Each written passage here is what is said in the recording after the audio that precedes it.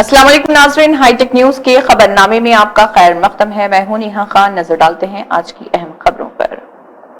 सुनील डिंपल ने एलजी मनोज सिन्हा को report card बताया। मीडिया में वायरल होने वाली खबरों के रद्देअमल में जेएंडके एलजी मनोज सिन्हा की तब्दीली। तमाम सोशल मीडिया में एक खबर यह है कि लेफ्टिनेंट गवर्नर मनोज सिन्हा साहब को जम्मू कश्मीर से बदला जा रहा है। ये सुर्खियां खबर बटोर रही है।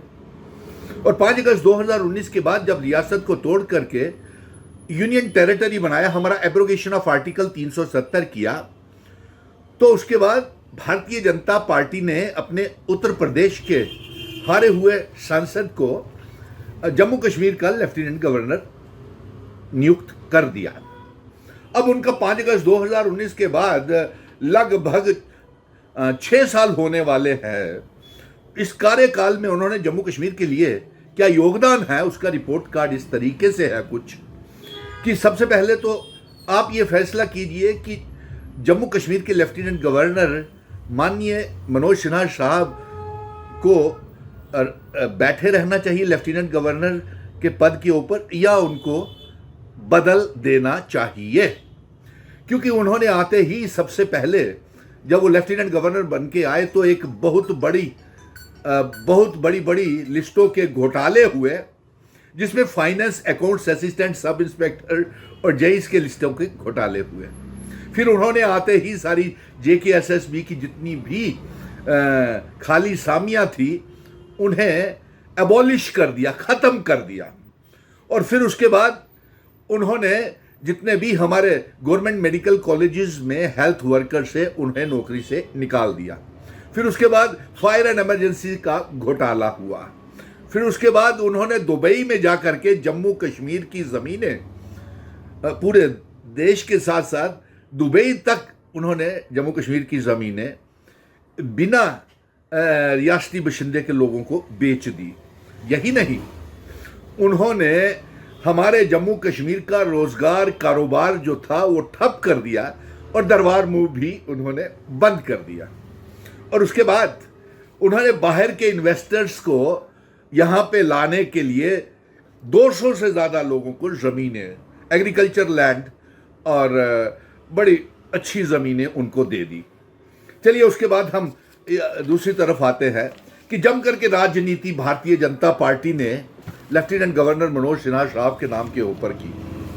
और देखिए, क्या vocational trainers, cluster resources coordinators, SPOs, Kisan Khidmatgar, जो लेफ्टिनेंट गवर्नर साहब ये सब जानते हैं। और किसान उद्यमियों को लगाया, उनको तनख्वाहें नहीं दी।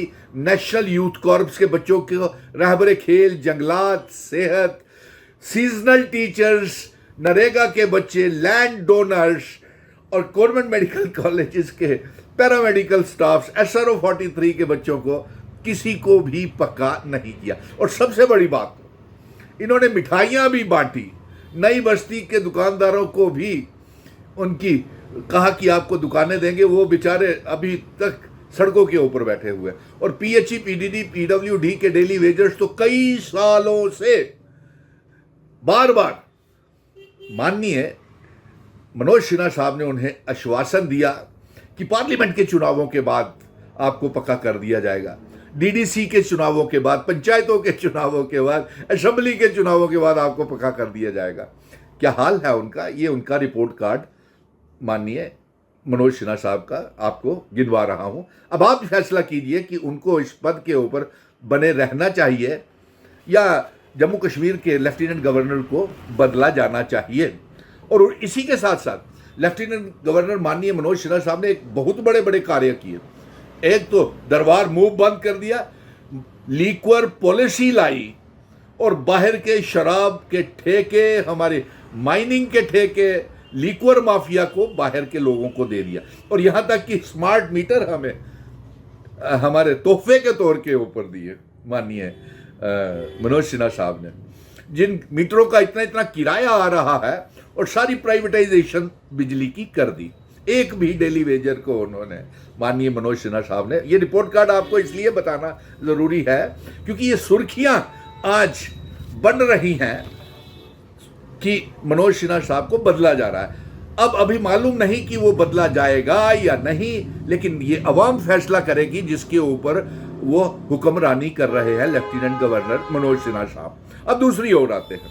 देखिए, जम्मू कश्मीर की सारी ताकत इस समय लेफ्टिनेंट गवर्नर मनोज सिन्हा को दी हुई है और चीफ सेक्रेटरी को दी हुई है। वो जम्मू कश्मीर की सरकार, चीफ मिनिस्टर उमर अब्दुल्ला की सरकार और चुनी हुई सरकार को चलने नहीं दे रहे हैं। तो आप बताइए कि क्या और वो जितनी पब्लिक मीटिंग्स एक मनोज सिन्हा साहब ने सरकारी खर्चे के ऊपर भारतीय जनता पार्टी की चुनावी रैलियों तक करवा दी उन्होंने, तो फिर ऐसे माननीय लेफ्टिनेंट गवर्नर को बदला जाना चाहिए या नहीं, ये फैसला आप कीजिए, क्योंकि वो भारतीय जनता पार्टी के उत्तर प्रदेश के हारे हुए सांसद है। इसलिए फैसला जम्मू कश्मीर की आवाम करेगी कि ऐसे लेफ्टिनेंट गवर्नर आपको चाहिए या नहीं, क्योंकि ये सुर्खियां बटोर रही है ये खबर कि उनको बदला जा रहा है, तो अवाम फैसला करेगी कि उनको बदला जाए या नहीं। अब आगे आते हैं। उसके बाद उन्होंने हमारे जम्मू कश्मीर की तमाम आइडेंटिटी, कल्चर, डेमोग्राफी, इतिहास को बदल दिया, रीऑर्गेनाइजेशन करके, और ऐसे तरीके से डिलिमिटेशन करवाई कि पुंछ राजौरी का जो हिस्सा था हमारा खिताए पीर बंजाल, वो कश्मीर के साथ जोड़ दिया और बहुत से ऐसे गलत डिलिमिटेशंस करवाई और ऐसे काम किए उन्होंने जिसका हिसाब लगाना। और इसलिए मैं ये आप लोगों से पूछता हूँ कि आपने भी तो भुगता है ना पिछले 6 सालों में, क्योंकि हम तो रियासत के दर्जे की जंग लड़ रहे हैं। एक बार भी लेफ्टिनेंट गवर्नर साहब ने ये गुजारिश नहीं की मरकज सरकार को कि रियासत का दर्जा वापस किया जाए। लोगों के साथ बेइंसाफ़ी हो रही है। तो ऐसे में अवाम फैसला करे कि लेफ्टिनेंट गवर्नर मनोज सिन्हा साहब कंटिन्यू रहे या उनकी जगह जम्मू कश्मीर को कोई और लेफ्टिनेंट गवर्नर मिलना चाहिए।